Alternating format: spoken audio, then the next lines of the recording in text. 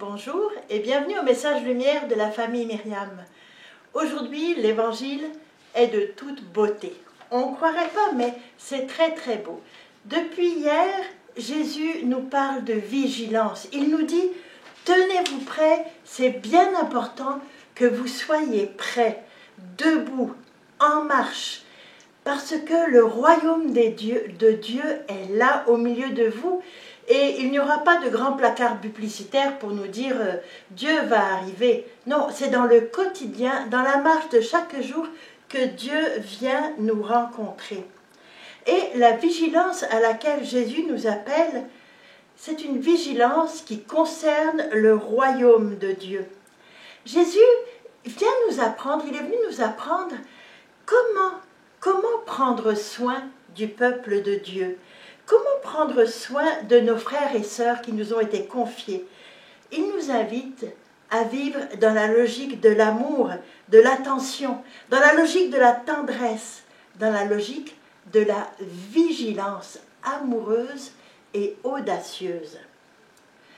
Chaque chrétien, toi, moi, chaque baptisé, chaque personne qui connaît un petit peu Dieu est gardien de ce mystère d'amour qui vit dans la Trinité. Un Fils de Dieu, un Père, un Esprit Saint. Et cette Trinité nous donne des talents, des capacités. Il nous donne tout cela pour les personnes qu'il nous a confiées. Personne ne peut nous remplacer dans cette tâche. Ce que Dieu désire le plus, vraiment, ce qui brûle, ce qui tourmente le cœur de Dieu, c'est de rassembler ses enfants dans une famille. Quel père, quelle mère ne désire pas l'unité de ses enfants? Et Dieu est un père encore plus que le meilleur père de la terre. Dieu est père dans toutes les fibres de son être. Et ce qu'il veut, c'est rassembler ses enfants comme une seule famille. Il veut cette unité profonde. Et c'est Jésus qui est notre berger, c'est Jésus qui nous rassemble. Puis Jésus est amoureux de l'Église, il est amoureux de la famille Église, il est amoureux de toi, il est amoureux de moi, mais il est amoureux de la famille que nous formons aussi. Il a donné sa vie pour sa famille. Il est attentif à la croissance de son Église. Son Église, son humanité, c'est son corps. C'est son corps. Il a tout livré pour chacun d'entre nous, mais aussi pour nous tous ensemble. C'est pas chacun un là, un là, un là. Non, il nous aime individuellement, mais il nous aime aussi tous ensemble, d'un amour fou, d'un amour qui livre tout.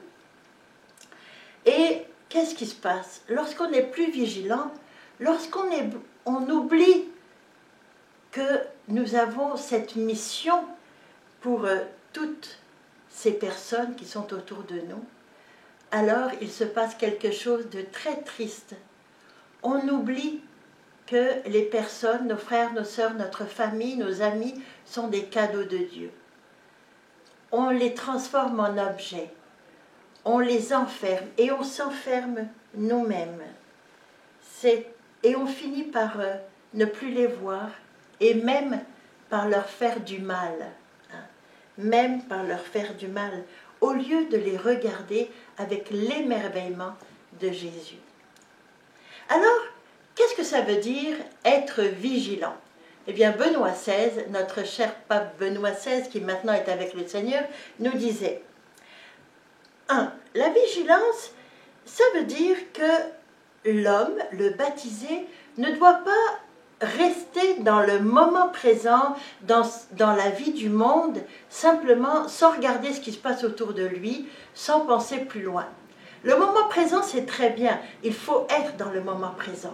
Il faut avoir les pieds ancrés dans la réalité. Il faut marcher sur la terre.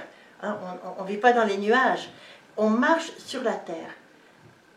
Alors, il faut marcher, mais en regardant le ciel. Il faut regarder, lever les yeux, puis regarder au loin, regarder Dieu, regarder le ciel. Ça, c'est la première partie de la vigilance, être ancré dans le moment présent, mais en regardant vers le ciel, en regardant Dieu pour avoir les critères de Dieu.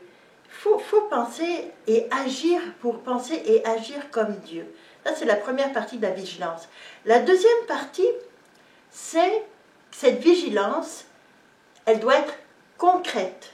Il faut s'ouvrir à la vérité de Dieu d'un monde qui ne comprend rien la plupart du temps à Dieu. Et il faut agir vraiment. On doit chercher de toutes ses forces à faire ce qui est juste selon le cœur de Dieu. Non pas agir avec ce qui me tente, ce qui ne me tente pas, mais que mon action soit dirigée par ma connaissance de Dieu, par ma foi en Dieu, par mon amour de Dieu. Il faut faire ce qui est juste. Il faut faire ce qui est juste et connaître la volonté de Dieu. Pour le connaître, ce n'est pas compliqué, il faut le connaître dans sa parole au quotidien. Il faut s'approcher de Dieu pour avoir une relation véritable, vraie avec lui. Et Jésus est très vigilant avec nous. Il est attentif, il prend les moyens, il nous regarde comme un Dieu. Il nous aime comme un Dieu qui voit beaucoup plus loin que les apparences. Et il veut que notre vie soit féconde. Il veut que tous ces talents, toutes ces capacités qu'il nous a données, des fois on pense qu'on n'en a pas, mais on en a beaucoup. Il faut peut-être les découvrir, mais on en a beaucoup. Alors, nos talents, notre capacité, notre sourire, notre pardon, notre travail quotidien, notre vie de foi, notre vie d'espoir, notre vie d'amour, tout doit être au service de nos frères, de nos sœurs, au service de la joie d'être ensemble, au service de grandir ensemble, au service de notre famille Église, notre famille qui est corps du Christ. Jésus nous dit, notre vie, c'est notre mission. C'est notre mission. Nous sommes responsables. Le pape François il nous dit, nous sommes responsables de la maison commune, mais nous sommes responsables de la maison, ça veut dire de la famille des enfants de Dieu. Tous les enfants de Dieu. Pas juste ceux de notre paroisse, mais tous les enfants de Dieu, qu'ils partagent notre foi ou pas. Ils sont tous les enfants de Dieu. Alors, nous sommes responsables de chacun pour leur distribuer la nourriture dont ils ont besoin. Notre vie, c'est une mission. Nous sommes sur terre, non pas pour profiter, nous sommes sur terre pour être avec des personnes. Nous sommes sur terre pour cultiver des amitiés, pour entretenir une famille, pour découvrir des liens nouveaux, pour découvrir des relations nouvelles. Cultiver l'amour, ça engendre de l'amour. Cultiver l'unité, ça engendre l'unité. Et à ce sujet, je voudrais te dire, si autour de toi, tu vois ou tu as connaissance de division, eh bien toi, travaille et vis l'unité. Travaille et vis dans l'amour. Et tu vas engendrer l'amour. Quand c'est difficile, prends quelqu'un avec toi, un ami, un époux, un enfant, et vivez l'unité.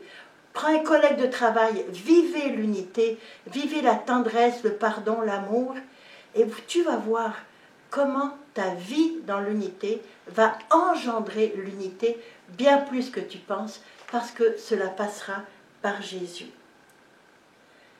Quel est donc l'intendant? L'intendant fidèle et sensé à qui le maître confiera la charge de ses enfants pour leur donner en temps voulu la nourriture dont chacun a besoin? Alors, Seigneur, apprends-nous à être des intendants bons et fidèles. Apprends-nous à donner l'amour, la tendresse, la vie, l'unité dont ceux qui nous entourent et notre monde a besoin. Passe une très belle journée. Dans l'amour et dans l'unité, n'oublie pas, sois vigilant. Au revoir et à demain.